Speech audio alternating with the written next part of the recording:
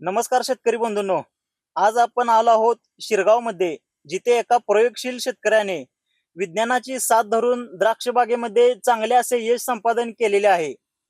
शेतकरी मित्र, शिरगावचे प्रगतशील शेतकरी राजू साळुंके साहेब यांनी केवळ अंदाजावर शेती न करता दरवर्षी माती, पाणी आणि पानदेठ परीक्षण करून त्यानुसार खतांचे अचूक नियोजन केलेले आहे.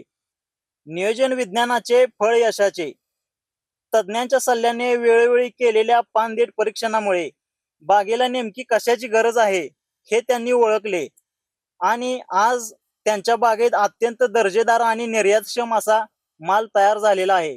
तर सरांच्याकडून याची प्रतिक्रिया आपण जाणून घेऊया. नमस्कार, मी राजू साळुंके शिरगाव. शेती आता फक्त कष्टाची झाली नाही तर ती आता अभ्यासाची झाली आहे. माती, पाणी आणि पानदेठ परीक्षणामुळे माझा खर्च पण कमी झाला आणि माझ्या उत्पन्नात पण चांगली सुधारणा झाली. माझी अशी अपेक्षा आहे की सर्व शेतकऱ्यांनी माती, पानदेठ आणि पाणी परीक्षण करून खताचा व्यवस्थित वापर करून उत्पन्नात सुधारणा करावी. तर साहेब, या प्लॉटची सर्वसाधारण एप्रिल छाटणी आपण कधी घेतली होती? या प्लॉटची आपण एप्रिल छाटणी 21 मार्चला घेतली होती. मग छाटणीनंतर पानदेठ परीक्षण केलं होतं?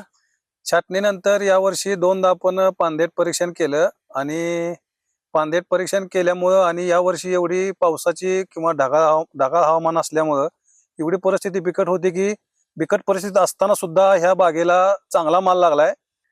यावर्षी ऑक्टोबर छाटणी आपण ह्या प्लॉटची घेतली, त्यावेळेला पावसाळी वातावरण भरपूर होतं, तरी सुद्धा आपणाला या बागेत चांगला माल पडला आणि वर्षागृच्या उत्पन्नाची पण आपल्याला चांगली साथ मिळाली आणि या दोन्हीची साथ मिळाल्यामुळे आपल्याला यंदा या वर्षी आपल्याला चांगलं टनेज आणि चांगले द्राक्षाची गुणवत्तेत आपली सुधारणा झालेली आहे.